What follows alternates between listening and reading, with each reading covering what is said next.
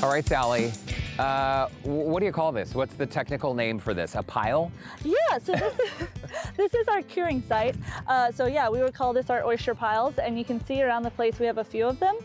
So they're in various forms of being cured, is what we call it. All of our shell, before it goes back into the water, needs to be on site for about 6 months. That's just best management practices that are put out by Texas Parks and Wildlife Department, and that is to help make sure there's no pathogens or harmful bacteria or anything that we don't want going back into the bay. So essentially when they're curing, Sally, they are drying out. We're wanting any of the bad bacteria to go away. Right. So that the marine environment is protected. Right, and we're actually working with University of Houston Clear Lake, EIH department, right now on a research project to figure out what are the best management practices to do that. We used to think it was the sun that came and kind of baked off all of the harmful bacteria, but now we're thinking it is more when it's in a mounded formation, the humidity is a really important factor on the interior of the piles. It's so interesting, all you've learned throughout this process, Right. I'm guessing, right? Yeah. Sally, here's the thing about oyster shells. They're heavy. They are. And you have a lot of them right here. Logistically, how Yeah. are you and your team able to even pull this off? Yeah, it takes a lot of members of the team.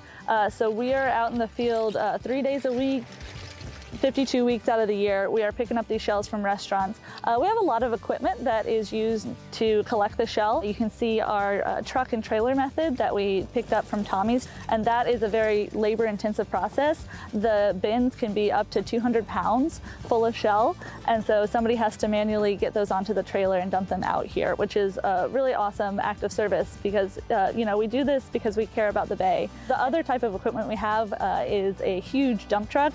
It's a custom build that we have, and it's got a full wrap of GBF Oyster program on it. It looks really cool, and we drive it around Houston, so if you might be able to see us driving around to different restaurants up there. I love that. Yeah. I love that. Shout out to Shannon, by the way, who I know does a lot of this heavy lifting. Yes. It is tough work.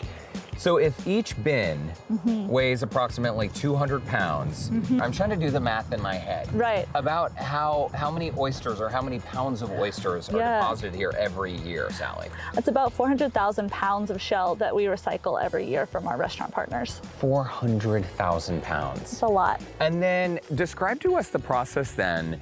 Once these shells are cured and you and your team have said, okay, they're ready to go back into the bay, what does that process look like? Yeah, it kind of depends on the reef restoration practice that we're doing at the time.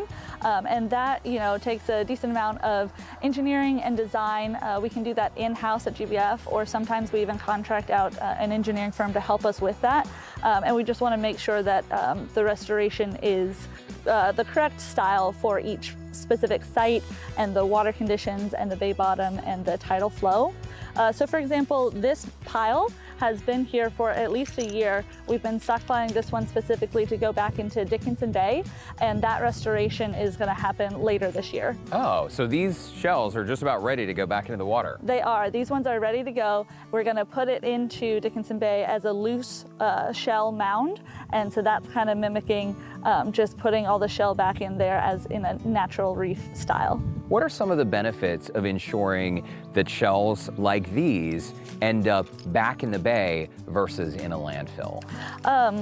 Number one, it's keeping it out of the landfill, right? They are filling up fast. We have a lot of trash as humans, and so keeping 200 tons a year out of landfills is really important. Huge. And it's great for restaurants too. That's 200 tons collectively that they don't have to pay for waste removal. And then ecologically, putting this back in the bay, it's a natural resource that generally without harvest would continue to be there. So we are just putting it back where it's supposed to be. And a lot of consumers might not realize that these shells, while they are done, and the oysters that used to live in them, those have been long since consumed. These oysters play a critical role in baby oysters being able to grow. Right. Baby oysters need something hard to attach to. So we call it culch. And so in Galveston Bay, they're really good at attaching to any hard substrate. Rock or limestone or concrete. You might have even seen them, you know, on your piers around the bay. But they do attach best to their own shell. It's the natural process. They settle on that and grow really well on their own shell. This does not seem like an easy job. A lot of logistics involved, a lot of moving parts. Why do you do it? I do it because I want to give back, and I want to be in a place that has a thriving ecosystem. I want to live somewhere that I can go out and see creatures in the bay. I can see fish, I can see crabs. I go out and monitor these reefs and I can see how thriving they are. They're coming back to life, and I think it's a really important part of giving back to my community. And if you're eating at a restaurant where they're maybe not participating in this program, you can always ask them, where do your shells go afterwards? And if they don't know, send them our way. I love that. Yeah. I'm totally gonna do that. Okay. I'm gonna be that guy. Yeah. Go talk Actually, to the I kind servers. of want a t-shirt. I kind of want a t-shirt that says, where do your shells go? Because it is such a basic thing. I mean, it's a win-win for everybody. And for restaurants, it doesn't cost them anything to participate. You're taking waste, what would otherwise end up in the landfill, off their plate that they don't have to pay for waste removal, and they're giving back to help the environment. Exactly.